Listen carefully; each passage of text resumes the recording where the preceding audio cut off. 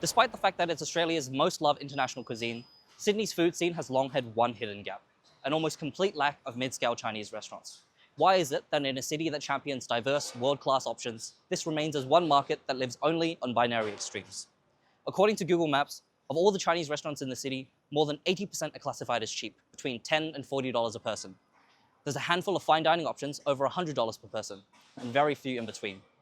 When Neil Perry's multi-million-dollar Chinese venue Songbird didn't last a full year, he chose to reopen the place as an Italian restaurant, and went on record in the Financial Review to claim that the failure of Songbird was because Sydneysiders expected the food to be cheap.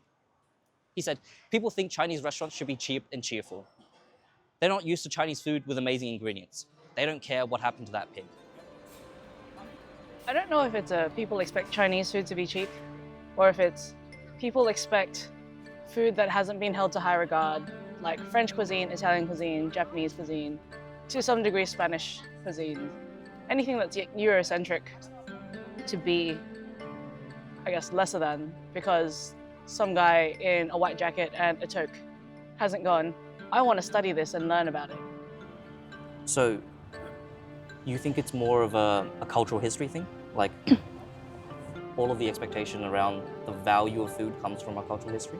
I wouldn't say it's 100% cultural history, but also when you look at the landscape of dining in Sydney in the last, I'd say 20 to 30 years, the only big Asian restaurants that I can see on top of the Good Food Guide were like Tetsuya's and Sokyo.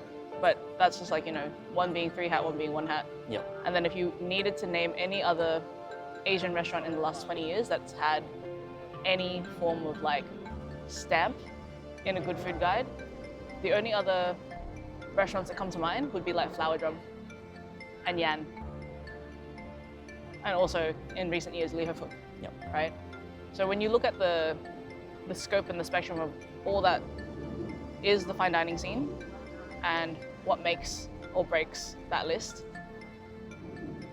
there's a lot that come in just under, but then there's also a lot of places that are a little bit intimidating. If you've ever been to Spicy Joint and you don't speak Chinese, that's like, you walk in and it looks like full-ass like football stadium of just people, sounds, and like smells, right?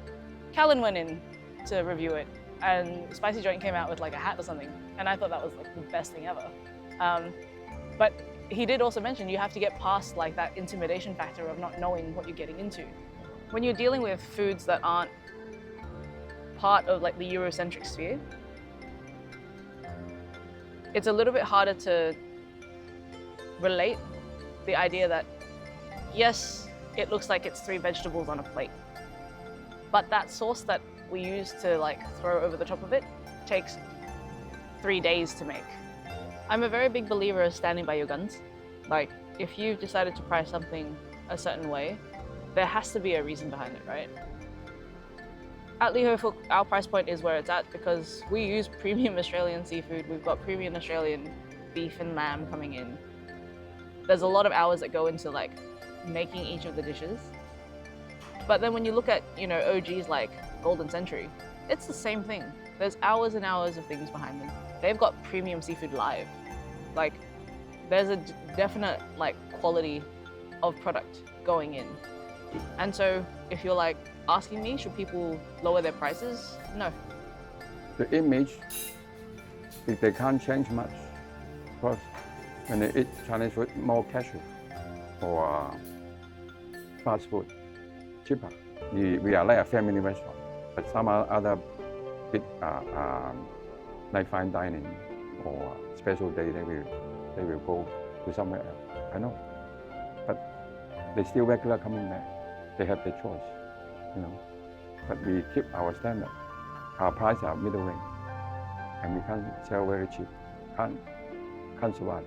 I know Ding Tai Fung and Tim Ho Wan, they come to Sydney in Australia to set up their franchise in here. But something you successful in other Asian countries like Hong Kong, China, Singapore, is different with Australia, because most important is the population. The population is not enough for the business. Like in Hong Kong and China, they can have business start from 6 o'clock in the morning until 2 or 3 o'clock in the night time.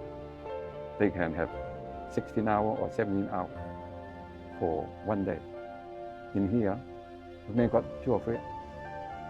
That's why the costing, they must put higher.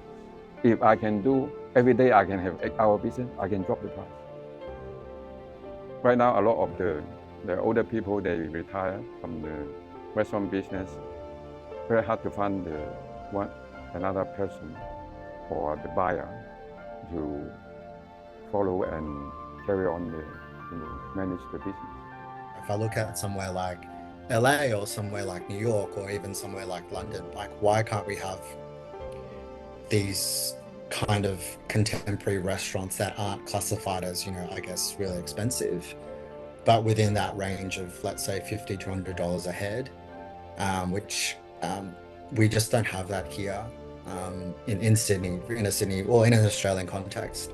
There's not a lot of mainstream evidence that people like the mainstream society can see where it's like, oh wow, Chinese food can be this, like Chinese food is up here.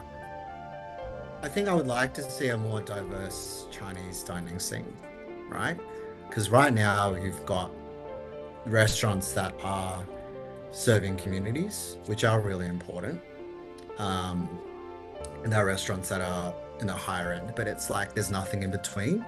So when consumers have more choice, ultimately cuisine and culture benefits. We kind of criticize the older generation a lot. Like, let's say our parents, our grandparents were like, oh, look, they're never going to pay this much for